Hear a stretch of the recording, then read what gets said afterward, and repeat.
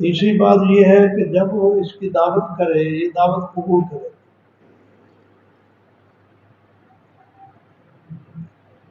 کیونکہ دعوت جو کر رہا ہے وہ اظہار محبت کر رہا ہے، اس کا مطلب ہے اس کی محبت ہے اس کے ساتھ، تو محبت کا جواب محبت سے دینا چاہیے، اس کی دعوت قبول کرے، اس کا دل ٹھنڈا ہوگا۔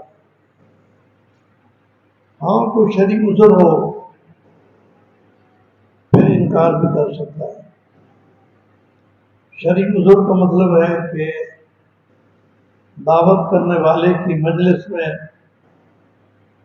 کوئی خلاف شرع امور پائے جاتے ہیں،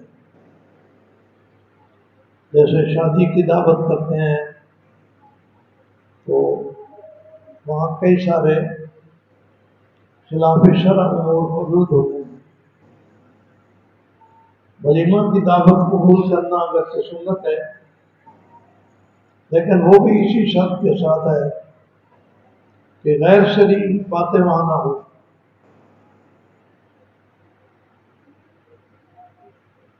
بعض دفعہ وہاں گانے چل رہے ہوتے ہیں،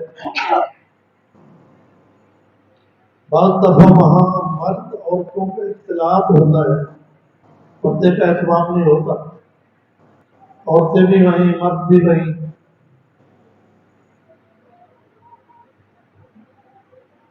اور بعض دفعہ وہاں فوٹو گرافری ہو رہی ہوتی ہے، فوٹو بنا رہے ہوتے ہیں ایک دوسرے کے،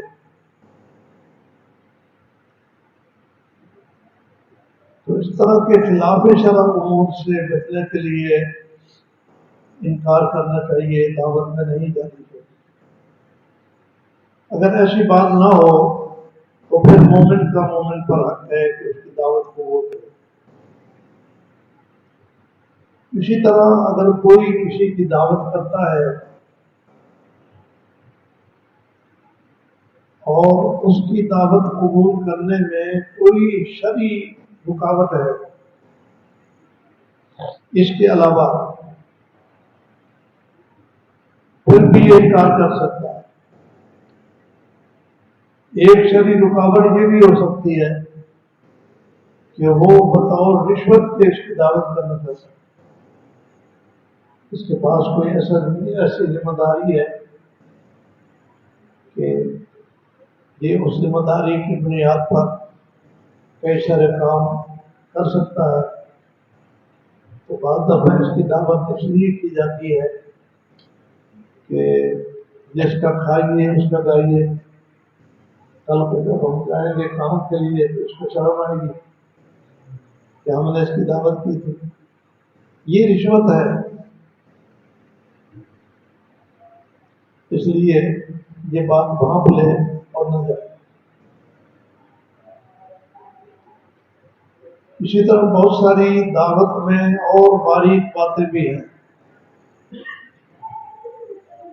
بعض دفعہ جو دعوت کی جا رہی ہے وہ ریاکاری پر مشتمل ہے، وہ اخلاص کی بنیاد پر ہے ہی نہیں، تو اس کا پتہ چل جاتا ہے کہ یہ دعوت کیسی ہے۔ اگر ریاکاری کا لیے ہے اس میں بھی نہ جائے، اس میں اس کا دعوت قبول کرنا کوئی ضروری نہیں۔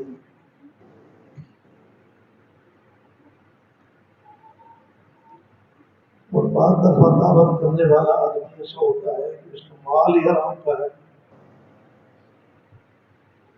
سودی کاروبار کرتا ہے، رشوت کے پیسے جمع رکھتا ہے، تو حرام مال والے کی دعوت قبول کرنی بھی جائز نہیں، واجب تو اپنی جگہ رہا، جائز ہی نہیں ہے، اس کی دعوت پر بھی نہ جائے۔ اور بہت ساری اندر وجوہات ہیں جو موقع پر آدمی غور فکر کر کے دعوت سے انکار کر سکتا ہے۔ اگر وہ وجوہات نہ ہوں تو پھر مومن کی دعوت قبول کرنا ضروری ہے، اور یہ مومن کا حق ہے۔